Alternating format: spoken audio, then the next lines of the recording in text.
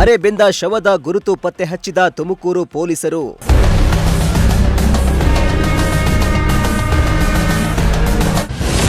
ಮನೆಯ ಕೀಯಿಂದಲೇ ಸಿಕ್ತು, ಕೊಲೆ ಪ್ರಕರಣಕ್ಕೆ ಬಿಗ್ ಟ್ವಿಸ್ಟ್.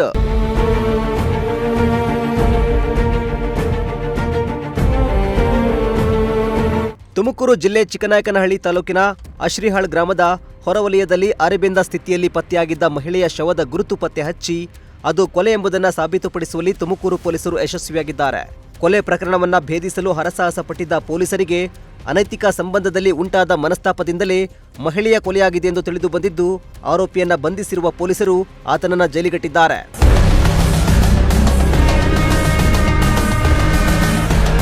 ಹೌದು, ಕಳೆದ ಜುಲೈ 28ರಂದು ಅಶ್ರಿಯಾಳ್ ಗ್ರಾಮದ ಹೊರವಲಯದ ಜಮೀನಿನ ಬಳಿ ಅರೆಬೆಂದ ಸ್ಥಿತಿಯಲ್ಲಿ ಮಹಿಳೆಯ ಶವ ಪತ್ತೆಯಾಗಿತ್ತು. ವಿಷಯ ತಿಳಿದು ಸ್ಥಳಕ್ಕೆ ಬಂದ ಚಿಕ್ಕನಾಯಕನಹಳ್ಳಿ ಪೊಲೀಸರು ತನಿಖೆ ಆರಂಭಿಸಿದ್ರು. ಆದರೆ ಮೃತ ಮಹಿಳೆ ಯಾರು ಅನ್ನೋದು ಪತ್ತೆಯಾಗಿರಲಿಲ್ಲ. ಶವದ ಸುತ್ತಮುತ್ತ ಹುಡುಕಾಟ ನಡೆಸಿದ್ರೂ ಯಾವುದೇ ಸುಳಿವು ಸಿಕ್ಕಿರಲಿಲ್ಲ. ಇದೇ ವೇಳೆ ಶವದ ಬಳಿ ಸಿಕ್ಕಿದ್ದ ಮನೆಯ ಕೀಲಿಕೈ ಪೊಲೀಸರ ತನಿಖೆಗೆ ಹೊಸ ದಾರಿ ತೋರಿಸಿತ್ತು. ಇತ್ತ ಗುಬ್ಬಿ ತಾಲೂಕಿನ ಸಿಎಸ್ಪುರ ಪೊಲೀಸ್ ಠಾಣೆಯಲ್ಲಿ ಲಕ್ಷ್ಮೀ ದೇವಮ್ಮ ಕಾಣೆಯಾಗಿರುವ ಬಗ್ಗೆ ಆಕೆಯ ಪುತ್ರ ದೂರು ನೀಡಿದ್ದ.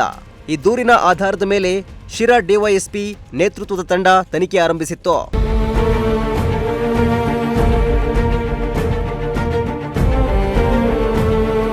ಇನ್ನು ಲಕ್ಷ್ಮೀ ದೇವಮ್ಮ ಕಾಣೆಯಾಗಿದ್ದ ದಿನಾಂಕ ಹಾಗೂ ಅಶ್ರಿಹಾಳ್ನಲ್ಲಿ ಶವ ಪತ್ತೆಯಾಗಿದ್ದ ದಿನಾಂಕವನ್ನ ಹೋಲಿಕೆ ಮಾಡಿದಾಗ ಪೊಲೀಸರಿಗೆ ಅನುಮಾನ ಮೂಡಿತ್ತು.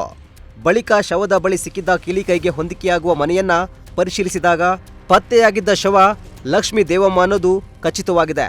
ಬಳಿಕ ಲಕ್ಷ್ಮೀ ದೇವಮ್ಮಳ ಮೊಬೈಲ್ ನಂಬರ್ಗೆ ಯಾರೆಲ್ಲ ಕರೆ ಮಾಡಿದ್ದಾರೆ ಅನ್ನೋದನ್ನ ಪೊಲೀಸರು ಪರಿಶೀಲಿಸಿದಾಗ ನಾಗರಾಜ್ ಎಂಬಾತನ ಮೇಲೆ ಅನುಮಾನ ಮೂಡಿದೆ. ಕೂಡಲೇ ನಾಗರಾಜ್ನನ್ನ ವಶಕ್ಕೆ ಪಡೆದು ವಿಚಾರಣೆ ನಡೆಸಿದಾಗ ಕೊಲೆ ಮಾಡಿರುವ ಅಸಲಿ ಸತ್ಯವನ್ನ ಬಾಯ್ಬಿಟ್ಟಿದ್ದಾನೆ. ನಾಯಕನಹಳ್ಳಿ ಪೊಲೀಸ್ ಸ್ಟೇಷನ್ ಲಿಮಿಟ್ಸಲ್ಲಿ ಒಂದು ಮರ್ಡರ್ ಕೇಸ್ ರಿಪೋರ್ಟ್ ಆಗಿರುತ್ತೆ. ಸುಮಾರು ಸಾಯಂಕಾಲ 6 ಗಂಟೆ ಸಮಯದಲ್ಲಿ ನಮಗೆ ಶಿವಕುಮಾರ್ ಅನ್ನೋರು ಒಬ್ಬರು ಬಂದು ಕಂಪ್ಲೇಂಟ್ ಕೊಡ್ತಾರೆ. ದಟ್ ಅವರು ಅಶ್ರಿಹಾಲ್ ಅನ್ನೋ ಊರಲ್ಲಿ ಅವರ ತೋಟದಲ್ಲಿ ಒಂದು ಬರ್ನ್ ಆಗಿರುವ ಹೆಂಗಸು ಡೆಡ್ ಬಾಡಿ ಇದೆ ಅಂತ ಹೇಳಿ, ಅವ್ರು ಯಾರೋ ಏನೋ ಅಂತ ಗೊತ್ತಿಲ್ಲ, ಈ ಥರ ಬಾಡಿ ಸಿಕ್ಕಿದೆ ಅಂತ ಹೇಳಿ ಒಂದು ಮಾಹಿತಿ ಕೊಡ್ತಾರೆ. ಆ ಮಾಹಿತಿ ಪ್ರಕಾರ ನಾವು ಅವ್ರು ಕೊಟ್ಟಿರೋ ಕಂಪ್ಲೇಂಟ್ ಪ್ರಕಾರ 103 ಸಬ್ ಕ್ಲಾಸ್ 1 ಮತ್ತು 238 BNS ಅಡಿಯಲ್ಲಿ ಒಂದು FIR ಮಾಡಲಾಗಿದೆ.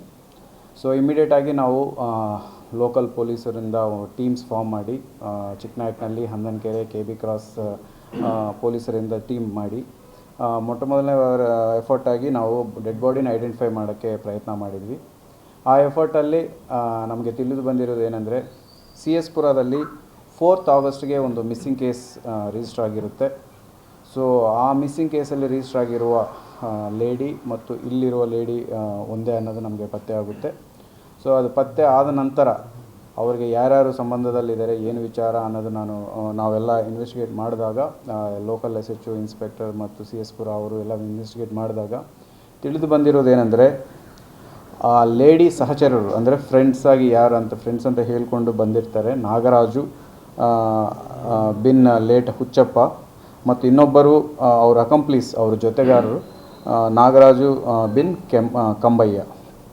ಈ ಇಬ್ಬರು ಆ ಲೇಡಿಯನ್ನು 29 ಜುಲೈಗೆ ಸಾಯಂಕಾಲ ಸುಮಾರು 4ರಿಂದ 5 ಸಮಯದಲ್ಲಿ ಅವ್ರನ್ನ ಕರ್ಕೊಂಡು ಚಿಕ್ಕನಾಯಕನಹಳ್ಳಿ ಈ ಅಶ್ರಿಯಾಲನ್ನು ಊರ ಕಡೆ ತೊಗೊಂಡೋಗಿ ಅಲ್ಲಿ ಇವ್ರನ್ನು ಬ್ಲಂಟ್ ಆಬ್ಜೆಕ್ಟಿಂದ ತಲೆಗೆ ಹೊಡೆದು ಸ್ಪೃಹ ಹೋದ ಮೇಲೆ ಅವರಿಗೆ ಪೆಟ್ರೋಲ್ ಹಾಕಿ ಬೆಂಕಿ ಹಾಕಿ ಸುಟ್ಟಿರೋದು ನಮಗೆ ಕಂಡು ಬರ್ತಾ ಇದೆ.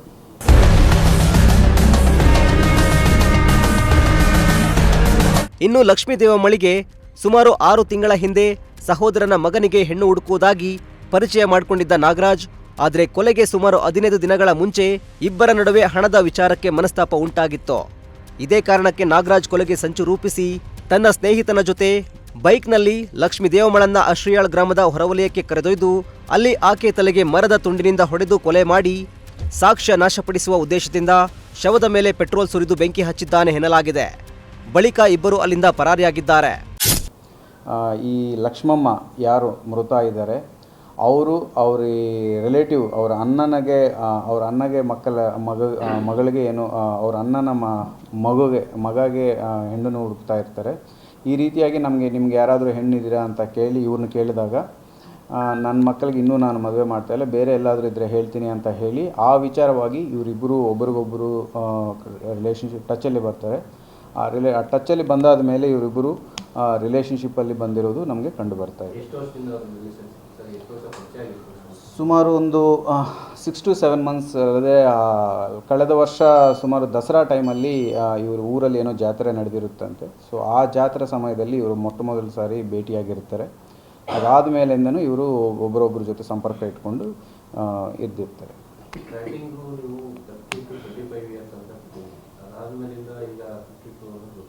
ಅದೇ ಈಗ ಬಾಡಿ ಬರ್ನ್ ಆಗಿರೋ ಸ್ಥಿತಿಯಲ್ಲಿ ನೋಡಿದಾಗ ಆ ಸ್ಥಿತಿನ ನೋಡಿ ಆ ಕಂಪ್ಲೇಂಟ್ ಆ ರೀತಿಯಾಗಿ ಅಂದಾಜಲ್ಲಿ ನಮಗೆ ಹೇಳಿದ್ದಾರೆ. ನಮಗೂ ಸಹ ಎವಿಡೆನ್ಸ್ ಏನೂ ಬೇರೆ ಥರ ಇರಲಿಲ್ಲ. ಬಟ್ ಈಗ ನಮಗೆ ಕನ್ಫರ್ಮ್ ಆಗಿದೆ ದಟ್ ಇವರೇ ಅದರಲ್ಲಿ ಇನ್ವಾಲ್ವ್ ಆಗಿ ಡೆತ್ ಆಗಿರೋದು ಅಂತ. ಇವರು ನೋಡೋಕ್ಕೆ ಹೈಟ್ ಆ್ಯಂಡ್ ವೆಯ್ಟು ಈಗ ಇದರಲ್ಲಿ ಕೆಲವು ಡೀಟೇಲ್ಸ್ ಇದ್ದಾವೆ. ಎಸ್ಪೆಷಲಿ ಅವರು ಡೆಡ್ ಬಾಡಿ ಹತ್ರ ನಮಗೆ ಒಂದು ಕೀಸ್ ಸಿಕ್ಕಿರ್ತವೆ, 3 ಕೀಸ್. ಆಮೇಲೆ ನಮಗೆ ಯಾವಾಗ ಇದು ಇವರೇ ಅಂತ ಕಂಡು ಬಂದಾಗ ನಾವು ಇವ್ರ ಮನೆಗೆ ಸರ್ಚ್ ಮಾಡಿರ್ತೀವಿ ಮಾಜರ್ ಮಾಡೋಕ್ಕೆ. ಆ ಸಮಯದಲ್ಲಿ ಅದೇ ಕೀಸ್ ಜೊತೆ ಓಪನ್ ಆಗುವಂಥ ಲಾಕನ್ನು ಸಿಗುತ್ತೆ ನಮಗೆ. ಅದ್ರ ಜೊತೆಗೆ ಅಕ್ಯೂಸ್ಡ್ ನಮಗೆ ಹೇಳಿರುವ ವರ್ಷನೂ ಸಹ ಮ್ಯಾಚ್ ಆಗುತ್ತೆ. ಆ್ಯಂಡ್ ಸೊ ಅವ್ರ ಮೂಮೆಂಟ್ ಎಲ್ಲ ಸಹ ವೆರಿಫೈ ಮಾಡಲಾಗಿದೆ. ಸೊ ಅವರೇ ಅಂತ ಕನ್ಫರ್ಮ್ ಮಾಡಲಾಗಿದೆ. ಆಗಿದೆ 4th Augustಗೆ CS ಪುರದಲ್ಲಿ ಒಂದು ಮಿಸ್ಸಿಂಗ್ ಕೇಸ್ ಆಗಿದೆ. ಆ ಕೇಸಲ್ಲೇ ಇವರು ನಮಗೆ ಪತ್ತೆ ಆಗಿದ್ದಾರೆ. ಗಂಡ ಇದ್ದಾರೆ, ಮಕ್ಕಳಿದ್ದಾರೆ. ಬಟ್ ಇವರು ಅವ್ರ ಜೊತೆ ಹೊಂದಾಣಿಕೆ ಇಲ್ಲದೆ ಕಾರಣ ಇವರೊಬ್ಬರೇ ಸಪ್ರೇಟಾಗಿ ಸಿಂಗಲ್ ಆಗಿ ಒಂಟಿಯಾಗಿ ಮನೆಯಲ್ಲಿ ಇರ್ತಾರೆ. ಮಿಸ್ಸಿಂಗ್ ಕಂಪ್ಲೇಂಟ್ ಅವರೇ ಕೊಟ್ಟಿದ್ರು, ಅವ್ರ ಫ್ಯಾಮಿಲಿ ಮಗ ಕೊಟ್ಟಿದ್ರು.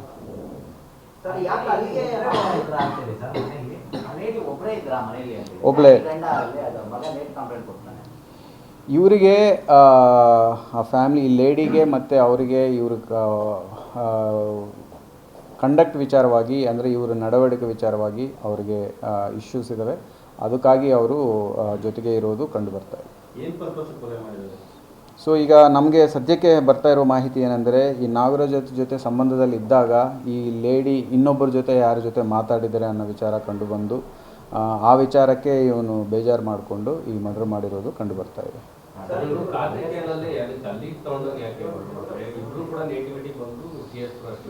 ಇವರು ತುಂಬ ಪ್ರೀ ಪ್ಲ್ಯಾಂಡ್ ಆಗಿ ಮಾಡಿದ್ದಾರೆ. ಆ ಸಮಯದಲ್ಲಿ ಮೊಬೈಲ್ ಫೋನು ಸಹ ಕ್ಯಾರಿ ಮಾಡಿಲ್ಲ.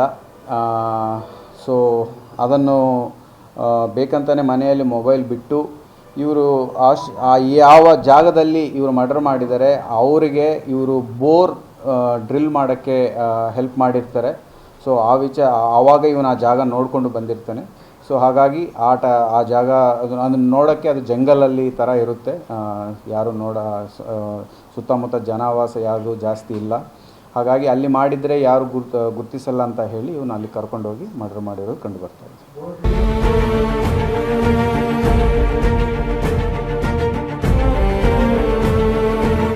ಒಟ್ನಲ್ಲಿ ಶವದ ಬಳಿ ಸಿಕ್ಕಿದ್ದ ಮನೆಯ ಕೀಲಿಕೈ ತನಿಖೆಗೆ ಮಹತ್ವದ ಸುಳಿವಾಗಿದ್ದು, ಕೊಲೆ ಪ್ರಕರಣದ ಅಸಲಿ ಸತ್ಯವನ್ನ ಬಯಲಿಗೆಳೆಯುವಲ್ಲಿ ಪೊಲೀಸರಿಗೆ ಸಹಾಯ ಮಾಡಿದೆ. ಸದ್ಯ ಪ್ರಕರಣದ ತನಿಖೆ ನಡೆಸಿದ ತುಮಕೂರು ಪೊಲೀಸರು ಕೊಲೆ ಪ್ರಕರಣವನ್ನ ಭೇದಿಸಿ ಆರೋಪಿಗಳನ್ನ ಜೈಲಿಗಟ್ಟಿದ್ದಾರೆ.